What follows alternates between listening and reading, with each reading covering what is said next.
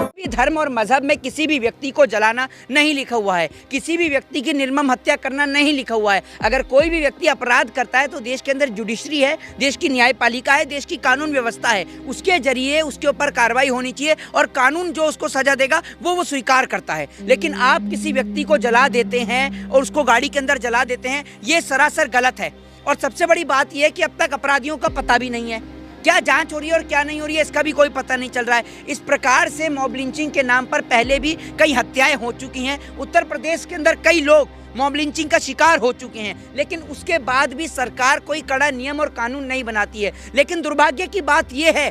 कि जिस गौरक्षा के नाम पर लोगों का कत्ल कर दिया जाता है, लोगों को जला दिया जाता है, उसी गौरक्षा के नाम पर जब बीजेपी के नेता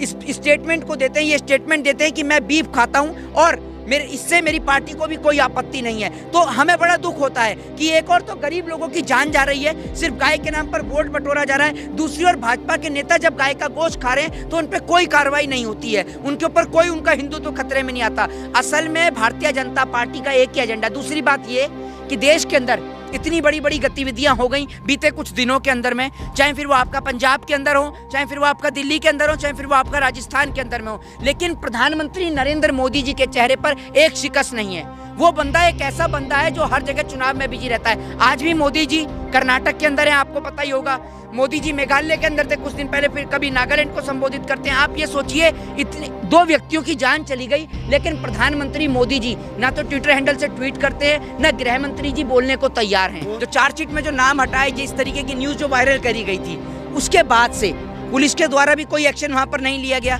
पुलिस ने भी कोई कार्रवाई वहां पर नहीं करी। आपने देखा ही है इस प्रकार से। मैं आपको ये कह रहा हूं कि पहले भी उस व्यक्ति के ऊपर कई धाराओं में मुकदमा दर्ज है, एफआईआर दर्ज हुई पड़ी हैं, लेकिन जी मोनू मानेसर के ऊपर आपने देखा होगा कि कैसे किस प्रकार से हथियारों के साथ उसकी फोटोज भी वायरल होती हैं, बीजेपी के नेताओं के साथ भी उसकी फोटो वायरल होती है, किस प्रकार से लोगों को मौत के घाट उतारा जा रहा है। मैं सिर्फ लोगों से एक बात पूछना चाहता हूं कि आपने हिंदू और मुसलमान की लड़ाई को इतना बड़ा कर दिया है, आप आखिर कब समझेंगे?